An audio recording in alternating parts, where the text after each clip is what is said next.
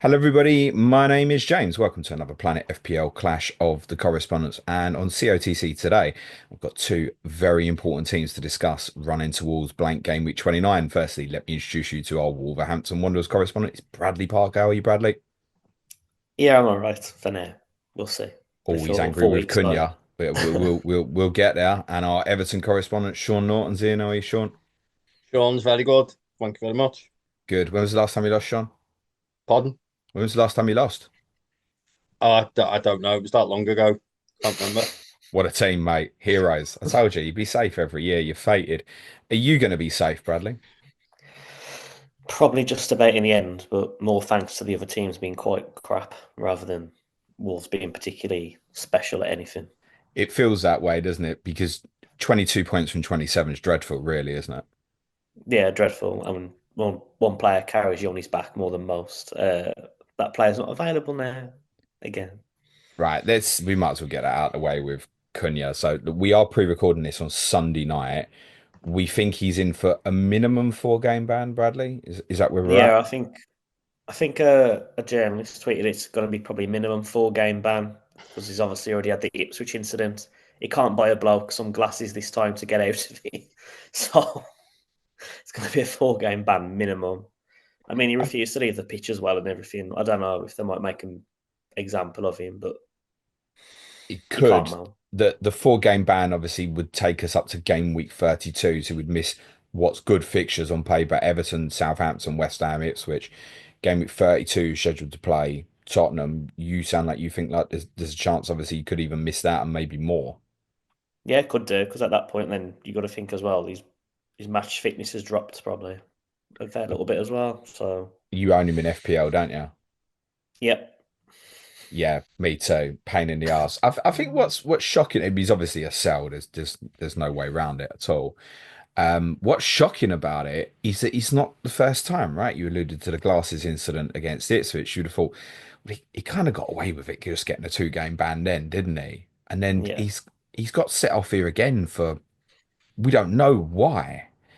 I mean, When is he someone we should associate as like someone who's a head loss player, is a little bit of a I'd liability I'd almost? think so now because it's 2 occasions isn't like when you've done it twice. When you've done it once, you could probably excuse it. When you've done it twice, you're starting to think there's a pattern. I mean, when he scored his goal, he looked like pissed off. Like he was pissed off then, so he already had a bee in his bonnet, and he just decided, let's be as dramatic as possible. Let's do it with 1 minute left in the game. And So, I mean, was he pissed off because someone had given I him the don't hump know. during the game? Was he pissed off with I what just he's think playing with?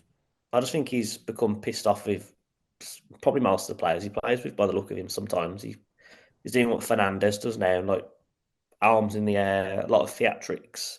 And he probably gets away with it just because of the quality he does have, but he's probably not popular in that dressing room sometimes, I think. He's become quite a spiky character now. He's not captain, is he? Is Semedo captain at the He moment? was he got given the armband when Semedo went off. The Wolves captain armband was absolutely cursed since Coley left it.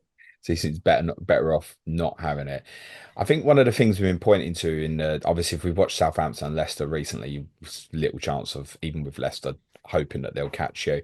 Ipswich have the kind of odd glimmer moments, don't they? Show you a little something. You think, yeah, they're okay. They missed a big opportunity at Manchester United last week. But I think one of the things we've always kept coming back to with you and the distance you have of 5 points over them is, yeah, with these fixtures coming up, Cunha will win you enough points that it won't Hmm. be a danger. Who does it in his absence, mate? Well, that's the problem now as well because Guedes is injured at the minute. I'm not sure when he's back. Rodrigo, who we really badly miss, is injured at the minute. Strand Larsen looks still off. He's just come back from injury. He still looks a bit half cooked. He played too many minutes yesterday. He said he's only supposed to play 70, but then he don't use an extra sub in added time for whatever reason to bring him off. So I think we'll just probably chuck Manetzi up front, but then he's injured as well apparently. So Well, Larson will play as the take nine, pick. won't he? Yeah, Larson will play, but he's half cooked. Like he's gonna give him service. Like I don't know. I don't. People shouldn't be bringing him in really. Well, that's it, isn't it? He's not just that Cunha's a great goal scorer for you and has won big games for you. He's the creator in chief as well, isn't he? He's everything Hmm. for you. When you use the word talisman, he absolutely is that, both fantasy and non-fantasy. Yeah, definitely. It's like it's not even like statistical things where it's like assists and goals. It's taking the ball past people, making that space for somebody else, all that sort of stuff. It's gonna be. I think I'm just gonna have to try and shithouse it now. To be honest, if we can even do that. I mean, you're not going to jump any higher than 17th, I don't think. He does No, the that's four it. of you at the That's bottom are it. completely cut adrift, aren't you? Sean, I take it you're taking Cunha's suspension as a big bonus, mate. Yeah, absolutely. Yeah. Yeah, man was ragged last year when we played them. So yeah, I was very pleased to watch him get sent off needlessly. Everything's going your way suddenly, mate. Well, not everything. I mean, we're picking up quite a lot of injuries, but despite having loads of players out, we're still playing really well and picking up points. Coming in, let's talk about Daesh a little bit now that he's gone. How did we reflect on it? I guess what you've done since doesn't reflect well on him, does it? No, it doesn't. And I did. I was sort of saying this, and um, there was, the likes of, yourself and various other people wanted to tell me that if Dyche had stayed, we'd have stayed up. But I I think still that's think you more. would have. Yeah. Yeah, well, that's like the common view. But I think what's happened since he's gone sort of shows like why people, Evertonians wanted him gone, and like we could see that things were completely different from Sean Dyche's Everton last season to Sean Dyche's Everton this season. And I think what Moyes has done really well is ironically a little bit in terms of how he speaks to the fans and the press was how Dyche was when he first come in, and everything was very like, building people up, and he kept telling everybody that these are better players than people think. There's some really good players here. And then for some reason, this season, that all went away and he was talking them down, um, which was very like hard to understand. You're just not going to get the modern day footballer behind you when you speak negatively about them. And then Moyes has come in and he's just building, he's boosting everybody. He's talking positively about Everton, the fans, the players, and he's given the fan base exactly what we've all been crying out for. Nothing wrong with being pragmatic, but let's have a go. Let's try to win some football matches and give evidence to the fans. The actually coaching the players and giving them specific instructions in different games because you can't play the same way in this league week in week out and win games. Just the teams are too good, and it's been very very pleasing because he's played in the main. He's played the same, sort of an obvious team with the players that are available. But I think he's been dead clever the way he's shifted the tactics round and gone for different ways of playing in different games. And his use of Jake O'Brien and Mikalenko, they're not they're not really offensive fullbacks, but he's doing that David Moyes thing of getting the absolute most out of what's available to him. Yeah, And I mean, Dyche wasn't doing that. obviously, look, Moyes lost the first game against Villa. Yeah, You've not lost since then. You've scored 15 goals in the 7 games since then. You pulled yourself well out of trouble. 4 wins, 3 draws. yeah. I think, the draws are coming back from behind at Brentford. United game, you was in a position you should have won. And obviously the dramatic leveler against Liverpool. Can I ask you what was going through your mind with the VAR check on the equaliser, mate? Oh, I'm sure you can imagine. Oh, no, I was, yeah. I don't. I mean, I have a habit of swearing quite a lot, but yeah, I don't think the neighbours were too happy. But it's it. I mean, I think that game was yeah, that just summed up, the improvement in the team. I mean, they are, they're ridiculously good, aren't they? And like they never. I'm normally panicking when I watch every second of every derby, and I was watching that game and genuinely, I can't remember, the derby, and I felt comfortable. I didn't feel like anything was coming from them. I mean, it was just as limited as I think I've seen a team have Liverpool like all season. Mo Salah, we all know he can score something out of nothing. Obviously the FPL community more than anybody, but it was just we played so well, and we absolutely deserved the draw at minimum. You did, So mate. to get it, to get it the way we got it, because I mean, to be fair, the only people who sort of had a moan and a pop was Liverpool fans. Everybody else could see it for what it was. But to have the last ever Merseyside derby at Goodison Park end on a bloody Mo Salah winner that we can never ever do anything about just would have been horrible. And that was why, there was the emotions and everything at the end. It was just, it was brilliant. I mean, CotC. I mean, if ever you've seen a shot where, it's one of those just fucking have that moment. I just fucking hit it, didn't he? It was brilliant. Yeah, it was a John Smith's advert of volleys, wasn't it? Basically, yeah. Have it. Yeah, it was. So when's the statue of him go up? I would go that far, like. He's going to be the first one unveiled outside Bramley Moor Dock, isn't he? How do you feel now you're coming towards the end of this period at Goodison? And that really did almost like the last big one, wasn't it? Really, Liverpool. Now that it's gone, and you know that the season's not going to end in stress. Now you are comfortably going to be safe. How does it feel now? You can focus on it. You'll definitely go into the new stadium with Premier League football.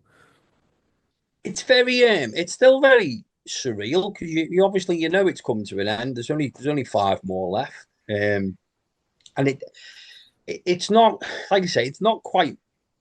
It's coming like logically, but then your feelings, because you're so used to going to the stadium and watching them there, it's just hard to comprehend the fact that very soon it's all going to be over and we're not going to play football there anymore.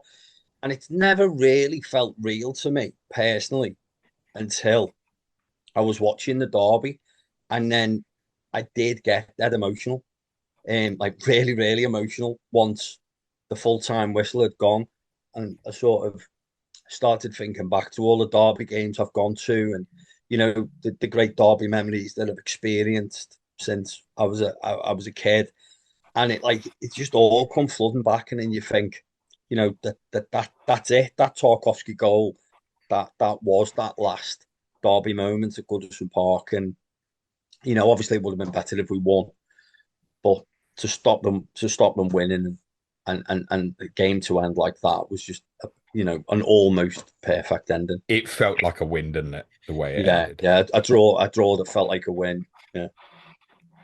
Bradley, would you foresee yourselves as favourites playing Everton this weekend or not? No, not at all. They're banging form. We've got big players missing. Their defence is quite rigid now. We've got. I don't think we'll score, to be honest. Wow. That's interesting because it's worth saying, Sean, obviously your goals have been up, but there haven't been too many clean sheets knocking about either. Yeah, 2. I think we've got 2. Whereas I guess from the fantasy perspective, do we need to adjust how we think about Everton from a fantasy perspective here? Because I think under Dyche it was very much, I ain't going near them forwards.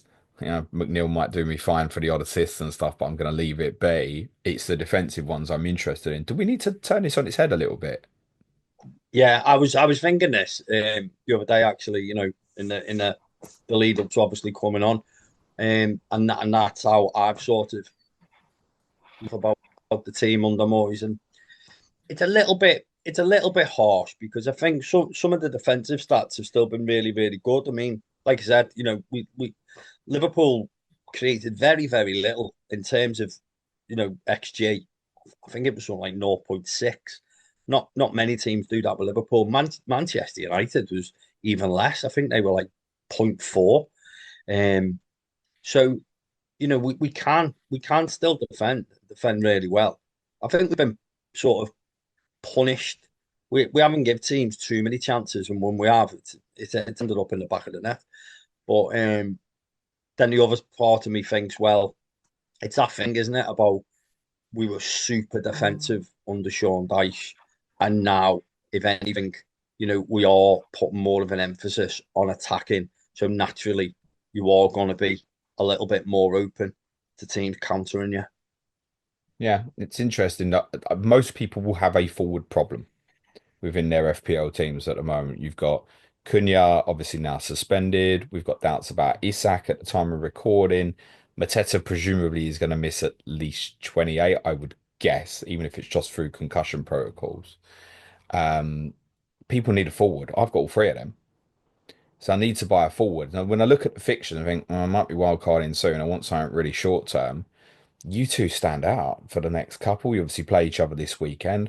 Bradley, you go to Southampton 29. Sean, you've got West Ham at home. It's reasonable. Your fixtures are tougher after the blank.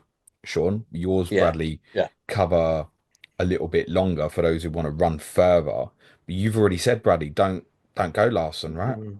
Yeah, I think, from the players we got available, from as it stands, it sounds like if he plays a front three, it'd have to be Sarabia, yay, Huang, who's just come back from injury, so he's going to be absolutely extra crap, and then Larson, who's still clearly recovering from injury. So that is a dreadful front three at the minute. Would he not just push Bellegarde back into the fray? Apparently, Maybe. he picked up an injury at the end of yesterday Oh as well. wow. So Okay. So it's big bad birthday boy Beto then, Sean, yeah? Yeah, don't see why not. Come on, talk Beto to against, if he plays Bueno, yeah, get Beto, because a big this is physical striker, madness, he isn't will it? get bench pressed. I spent most of last week taking the piss out of Clayton and his forwards, but at least he's got three fit ones at the moment. He's 1 pointers off the bench, be better than what I can return at the moment. Three injured forwards. So no, seriously, Sean, Beto, if I just want for the 2 weeks, is he arguably the one to go for then? I mean, it sounds like Bradley's saying, yeah, Beto over Larson. I, I think all joking aside, I think he's definitely the one to go for.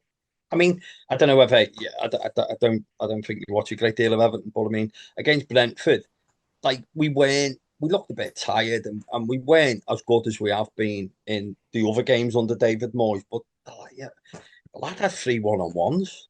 I know. You know, I mean, Flecker made a couple of really good saves. You know, we're just playing to his strengths. Moyes is, you know, fair play. He's done what you'd expect Premier League managers to do, but Dyche wasn't. What? How does the lad want the ball? Let's give it him how he wants it. How he scored goals in Italy, and we are. We're playing him in. He's dangerous. So it's not that he's changed.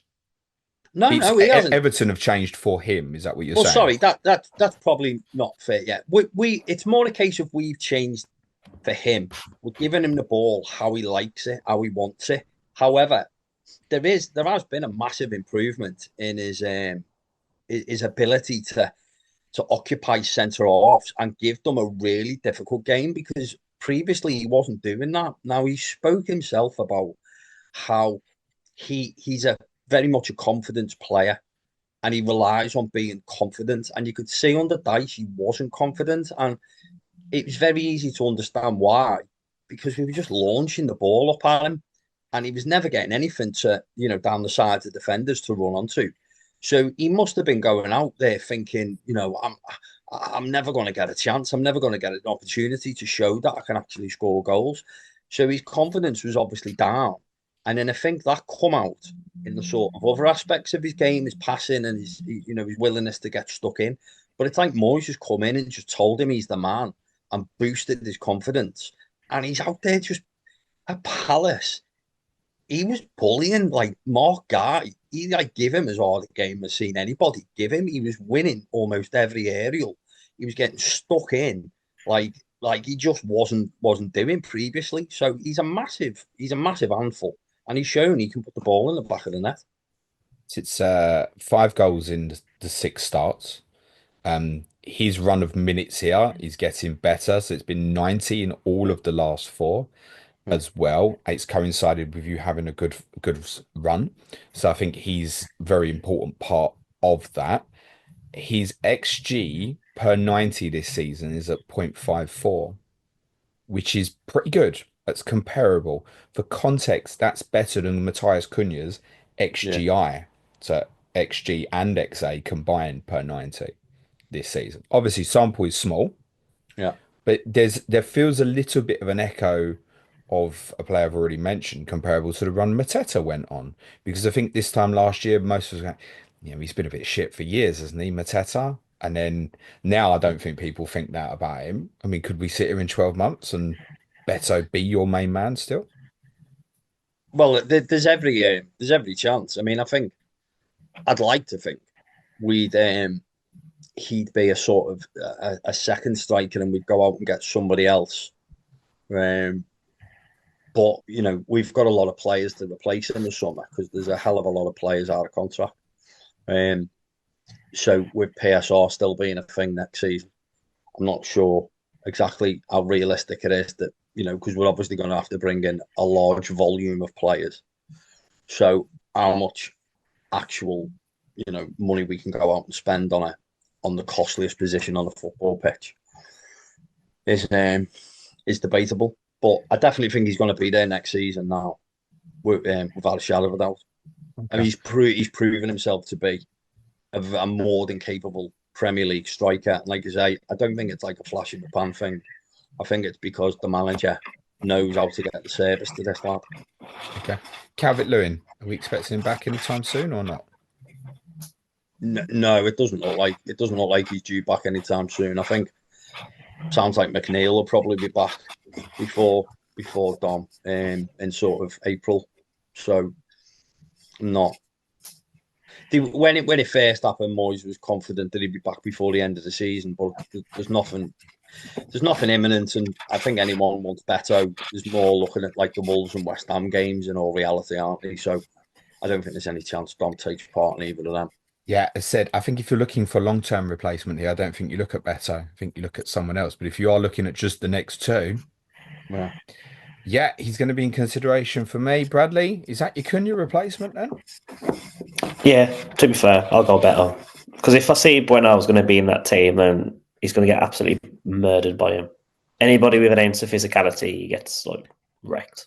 Okay, so why is that important? I guess why has he had favoritism over Jigger so far? But Jigger played in the cup on Saturday, right? Yeah, They both played. yeah. I just think probably because just a bit more experience in the league, but it's pretty consistent now. If Bueno goes against a physical striker, he's going to really struggle. Really struggle. Okay. I can't believe that I might be doing this. Okay, yeah. I might be Just do buying it. it. I I might. mean, if Agbadu was fit, then it'd be a really good match to Do you watch. know But what? It's coming into game week 28, and I haven't owned an Everton player or a Man City player all season. I definitely didn't think it'd be the Everton player first, but it might end up being that. So Strand Larsen's a no. Could we get Manetzi OOP, Bradley? uh, no, he's not. He's not a very gifted footballer on the Oh ball. wow, that's harsh. I was gonna say, will he finish It's not anyway, even harsh. if he does? It's not. He just sort of crashes about. He's like the new Dendonka. Just Okay. crashes Yeah, but about a bit. Dendoncker used to arrive in the box and score some important goals for you, mate. How many did he get in the end? Like, what was it like I mean, season three? I'm not gonna look, Something mate, like that. but he was a Well, he 4.5 scored million against midfielder of Everton choice twice, for a didn't few, wasn't he? He did get, 1 in 10 or something like that, didn't he? A bit hard. Dendonka is a slightly better. He just looks like he's just there to be physical and crash about. He's played out of position. He just fish out of water. It's Okay. maybe a bit harsh on him. When do we expect Agbadu back, Bradley? Uh, Probably after the international break. All right, From so the first that's useless for us. So if we want to go for a Wolves defensive one, which I feel like you're probably going to tell people don't do that, is it got to be 8 Nori? Do you Yeah, it's pay got the to be out extra there. at 4.7, yeah? Yeah, I mean, if the manager could do, he won't. He probably won't do, but he could just push out Neary further forward, stick Totti left back, play Giga, but he won't do that. I can't see that happening. But I'd Think rather play out Neary there than Wang. what as a wing back, you mean? Now as one of the forward guys, Oh, you're saying pushing 8 Nori even into the front yeah, three, pushing maybe even. I mean, like Gary O'Neill was doing last season. yeah, I mean He did all right. the thought that will get people excited. And I guess with Cunha out, I guess that's a bit more of a possibility. I mean, could he play like Doherty even at left wing back? Semedo He could right do. wing He's back, done it. bring Jigger in at centre back, and then you put 8 Nori into the front three. Presumably we don't know the status of Lewis Hall at the time of recording, but there's going to be a load of people who need to replace that. And I Yeah, think so then that becomes maybe a longer term decision, or even if it's a shorter term decision, based on what we've discussed about Everton. I think if you're looking for an offensive player from one of your two teams, I think he's the one that probably stands out the most. yeah, we're gonna have to do some. You're gonna have to do something. Playing Wang, I didn't even come on yesterday. So how fit is he actually? What I about was the doc? stressed. What about the doc at 4.3? Doherty. Uh, he's only playing centre back though. It's not like he's going in the box. So we don't put him in the Threat box. set plays though. Yeah. Mm, Pay the extra. no. Okay. Okay. Yeah. He's. I get it. So Sean, you're gonna, sell O'Brien to me again, are No, I did say he was going to score soon, and he did. That's all I'm saying. you? Yeah. Okay. That was Yeah. it. Yeah. Month late, and as I said, he would have been on the bench for everyone anyway, mate. So assisted by Mikalenko, who's now got one Premier League assist That's as opposed to one, yeah, 20, yeah, one Clayton. actual assist. He's got a Is that his few first ever FPL assist? First proper one, proper yeah. assist, yeah. He's had some FPL assists in the I past, but wasted it yeah, on my bench. proper assist, yeah. Would O'Brien be the one then, Sean? Or is it Tarkovsky, Brantford? I think people will be looking at you, mate. Um, yeah, I don't know. I don't know. I think I'm not. I'm not as confident in the clean sheets as I would have been. So I'm not. I don't think if if you absolutely wanted an Everton defender, I don't really think it matters too much because Brantford and Tarkovsky have got set piece threat. I mean Brantford's good at open play sometimes. Well, he does like to pop up around the box. And O'Brien against Brentford put some really good high quality crosses into the box, particularly in the last sort of 30 minutes, 35 minutes. I don't think he was actually he had his worst game defensively in the first half. But yeah, second half he was very impressive. So they're definitely putting focus on his him and Mikalenko's delivery, which when you consider that Leighton Baines is at Everton, it's probably more surprising that it took this long for his coaching ability to be able to affect our fullbacks. I love with O'Brien that you have three right backs and he's got ahead of all of them. Yeah, I, yeah, the I know lad. I know, I know some of the others have had injury problems, like Seamus Coleman's still out at the moment. No, but that's what I mean. It's like you gotta tip your hat to more. He's like no one else would. Nobody else was saying that. No one else was saying, oh, we really need O'Brien in the team at right back. But it was a strange one, wasn't it? Because I think at the Yeah, start of last season, Dyche kept playing Michael Keane at the start, and it was like, get Braithwaite in the team. I remember the conversation we had in pre-season was like, he's four I do. million. Yeah, We yeah, hope he's going to start, and then it became clear that he wasn't going to. yeah, And then it felt like this year opportunities came up to play O'Brien, and then Keane was playing again at centre back. And actually, Michael Keane, I thought, did all right when he played a few games for you this yeah. season, He actually. did. Yeah, he did. But yeah, I don't think any of us saw right back in O'Brien. No, but it's clever. It's clever in it because you look at Bramthwaite and Tarkovsky are two good centre halves anyway. But that's what I mean. It's quite clever the way you'll have it. Like Mikalenko will push on, and then O'Brien sometimes will come round as like a third centre half, and Linston will play like a wing back, depending on who the opposition is. But then if it's like a moment in the game where we need a goal and we need to be more offensive, so you like Brentford when we were getting beat, you see O'Brien bombing down the wing, putting good quality balls into the box. So we do have have the ability now to mix it up in games and have different tactical approaches, and it works. Whereas with Dyche, it was just the same way of playing every week, and it was shit. Okay. Pick one of them four defenders if you had to put one in.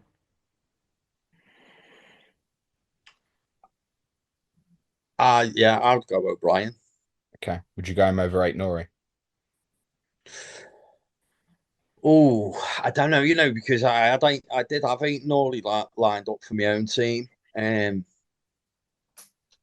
So, he so, thought, so let me get this right. You're playing each other this weekend, so I should buy eight Nori at one end and I should buy Beto at the other. This is contradictory, gentlemen. This doesn't work. no, but I mean, I wasn't going to have eight Norley for this game, but coming like looking at the fixtures, he his good games fit nicely with my other defenders. So I've got Munoz, I've got Robinson, I've got Mikalenko, and it just the Wolves better fixtures. It sits nicely in certain game weeks, so it gives me good rotation. But I've got to be honest, like Cunha being out, just I will definitely go back and have a look at that now because I think he's a really big loss for Wolves. Well, I mean, it's not, that's not obviously an He insightful comment, but he is, and as you know, as much as I'm saying, eight Nori Beto is not kind of ideal this week, but then it's probably ideal the week after. And we have to remember, Bradley, the game you have in 29 is the best fixture on the board, basically at the moment. Southampton, and especially Southampton away, by the way, Mhm. as well. Only one team lost there this year, Sean. You know who that was, didn't you? and yeah, Sean Dyche's Everton. Yeah. I absolutely knew that you were going to say Sean Dyche's Everton back then. Yeah. Um, so you could still go there. People will want to attack you specifically, Bradley, if they're free hitting in 29. Can you even give people free Wolves names? What if it was that desperate? But if people are free hitting in 29, they probably want to put free in, mate, because of the opponent as much as yourselves. Freaking hell. Depends on the fitness of people. Ain't Nuri. I'd hope Larsen's a bit more alive by that point. And Sarabia, because they're quite shit, so he might turn up for that one match. Like he Right. did at Molineux, scored in that match. Okay. So eight Nori, Larsen, maybe Sarabia. You don't sound like you're thrilled with that prospect, though, mate. No. I mean, Sarabia actually is the penalty taker now. That's interesting. I suppose he probably will be. Yeah. How secure would you say he is for minutes? Pretty secure at the minute. There's unless till we get told Gomez is fit or Guedes, then Because a lot of the midfielders, I think specifically just in 29, are actually a bit shit. And the other thing with Sarabia is if you put someone like him in, it becomes way easier to put the big Norwegian from Manchester City in your team as well, right? If you're cutting any guy, I'm going to go Sarabia over like a Bowen, for example. And people may even just transfer wise anyway want to go from say Isak to Haaland and then need to go Palmer down to this sort of value. So Sarabia at 5, you think is pretty good for minutes at the moment. yeah, just for lack of options. He'll start Saturday. I'll be shocked if he didn't. Okay, so him right, Larson as the 9, and you think even a chance it could be eight Nori as the I'd left like forward him even. to, but I doubt he'll do it. But I see the point playing Huang though. If he don't, I can't see Huang starting a match if he didn't come on yesterday. What about Jose Sa? No. All right, why? Fixtures are brilliant. He's 4.3. Johnson didn't exactly cover himself in glory again yesterday. When does he? I know. I know you lot don't Sarkin like just him. as bad though. Well, this is it. I guess how secure is Sa? Very. So that should be looked at then, isn't it? Particularly so those who maybe like looking to wildcard. There will be a few people wildcard now because of this injury mess just suddenly from over the weekend. People will want to look at that because your fixtures are really good, Bradley. Yeah, but defensively, Agbadou's still not there. So Sar's like against Foot that goal in the week. Why is he coming out? Why is he coming out? He just basically said to Muniz, "Please chip me," and he did. Yeah, I mean it was The very well defender had finished. it covered. Like he's just too erratic. Like, what's his ceiling for points going to be? Like Yeah, 3? but then for like 4.3 million keeper, mate, if you do hit a clean sheet like you did at Easily. Bournemouth, it's 9 points. It's what he's kept in that particular game. So because you will face a lot of shots, if he does keep a few out, there's more chance of him hauling, isn't there? Even more so with Cunha out, because Cunha would probably he just eats up the bonus when he scores, doesn't he? Yeah, just make sure you got a second goal if that plays. Then if you want him that Yeah, bad. I think it's one. I don't think people kind of got the luxury to make goalkeeper transfers, but I think even people who own Pickford, when they get to game week 30, will start looking at alternatives because Everton have got a rough run of fixtures from 30 onwards. Liverpool, Arsenal, Forest, City, Chelsea. then a good final four. Just psychologically, when there's teams with like double game weeks and stuff, we don't want to look at like Pickford with some of them fixtures, even though we know historically, again, he could haul Pickford, in yeah, in Pickford saves, penalty saves, in some far of these superior. fixtures. But also, as Sean said, defensively, ironically, it's not as strong as it was, arguably, just because Everton have changed the way that they're playing, and you are conceding as a consequence of scoring more, you're also conceding a few more as well, right? Yeah. So yeah, I think people would even look at that even then. But then by consequence, I think people want to look at it earlier. And as I said, if there's people wildcarding now, Jose Sar's name's going to come up, mate. If they want to go for it, go for it. I couldn't be bothered to go there. Sean, what Everton you got at the moment? Pickford and Mikalenko. So why ain't you got O'Brien? Well, I've had Mikalenko basically all season. And I got picked. When did I get Pickford? I've had Pickford for ages as well. So otherwise I would have. Did you start Mikalenko for his No, assist at Brentford? no. I've benched Mikalenko almost all season. Fair enough. Are you looking, what you thinking about Beto? You haven't got any of these forward problems you said before we I started no, recording. I'm all right. I mean, unless something happens with Isak, but I think if something's wrong with Isak, I'd probably be more likely to get a Man City striker in probably. Um, I've got Gakpo and I've got Wood, so So for free hitters 29, go on, free Everton, home to West Ham. um, I'd love to be able to say because Beto's obvious, and then I think you'd have a Pickford or you'd have an O'Brien. Um, you could have a Tarkovsky or a Branthwaite. I mean, it's a toss up who'd get an attacker return out of them three. But I'd go one of them three before Mikalenko. What about Um, Decore?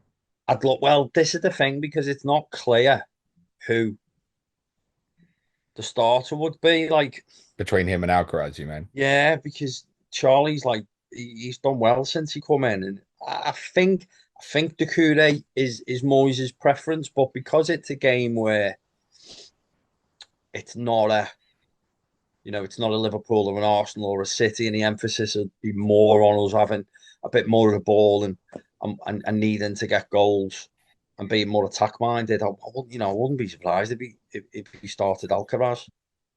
Okay, so avoidable then. Because, I mean, Decore in the 10 position for you, 5.1 could be interesting for a short little period here if it just solves a problem.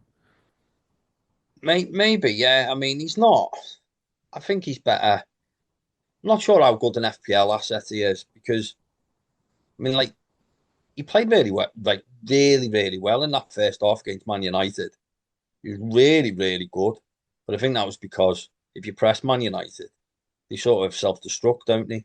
And that's one of his best qualities is like, his energy and closing people down. But when he actually, I know he scored, but when he gets the ball, he is quite limited nowadays on what he can do with it. Whereas Alcaraz is a lot more cultured and a lot more dangerous. He likes a long range shot.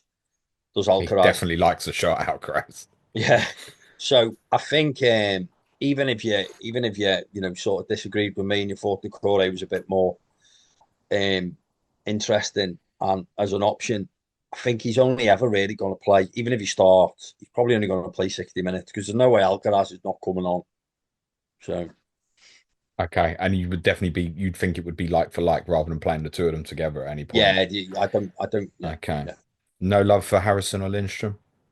No, sadly, no. They're both just they're both playing better under Moyes than they were under Dyche, but that's because we're a lot more attacking, so they've got more opportunities to show what they can do in the offensive third. But they just the pair of them just don't seem to have that. Like Lindstrom gets in some really good opportunities, and his finishing lets him down, and then Harrison's final ball just keeps letting him down. So the only offensive one really to consider then is Beto. There's I nothing think else to so. look at. I sadly because in Dice, he's out otherwise. He'd be the third one to go for. Okay, interesting. Before we finish, Bradley, I know you want to talk about what's going on at the club a little bit. Um, because although I think all of us pretty much think, mainly because of what you already said, in terms of the weakness behind you, will probably be all right this season. It does feel like you are getting closer and closer to, Yeah, the listen, drain's that, coming a bit yeah, so that points total is obviously unacceptable at the moment. How much of a concern is this that it's not switch a light bulb and you'll be all right next year, when there's a strong chance the talisman we've been speaking about will probably leave, won't he, with the buyout yeah, clause sort of definitely. 62.5 million. I guess your concern will be that that won't get reinvested in the team. Yeah, pretty much. Because where's the Neto and Kilman money really gone? Like they took what £90 million off two players. It's not really been reinvested properly. Unless the ownership changes, then there's only one way down. It's going down. They get, they've got lucky that they've had a few individual players that have carried the Do team you for a while, but do you think they're happy to finish 17th? yeah, definitely because put minimum in, get maximum out of it, then don't you? You get to stay in the Premier League without doing nothing. Hmm. That will catch up eventually, mate, Yeah, like if that doesn't change. they'll lose Cunha this summer. I don't know, and probably might lose out Nuri as well because he's been here a while now. He's probably get thinking, why am I even still here? Joe Gomez will have quite a lot of interest, and after next year they'll lose Andre as well because he's a great player as well. So anyway, he's down. There's nothing wrong with selling players if it's reinvested properly. It's the fear that you won't is based on what Yeah, you they said with definitely the likes won't. of They'll just sign Neto. some random young kids and hope for the best, but it doesn't work like that. Yeah, and there wasn't suggestion of much happening in January either, was it? I know you got Agbadu and Manetzi in, but are Yeah, you they're are you not? scrambling for them. Yeah, I mean, from what you were saying, you sound like you don't think Manetzi is kind of the required standard. Although I think you quite like No, it Agbadu, is. don't you? Yeah, Agbadu's really good, but Manetzi's just. I think he's just a stopgap player. I'm not expecting the world from him. I think they just wanted a because he kept talking about needing a physical presence more to basically to replace Lamina, but he's not as gifted as Lamina at all on the ball. But Boubacar Traore's come back. I don't know if he forgot he existed because he's quite physical, but and Tommy Doyle's just forgotten about now. He's lacks the dynamism, I think, to play in the Prem. Unless, ironically, I think if he's playing for a team like Brighton, he'd probably stand out. He's a good technician. Yeah, I like him when he's got time on the ball, but I think you're playing to a We different don't, style yeah. and system now. That's with the two in midfield, they've really got to have the legs with the way you're playing now. So, and Vitor Pereira, I don't think it's going to change from that too much. All right, thank you, gentlemen. Let's do predictions before we finish. Bradley, Uh, 2-0 Everton. Sean, I think we are due a win at Wolves, so I think this is as good a chance to get it. I reckon 2-1.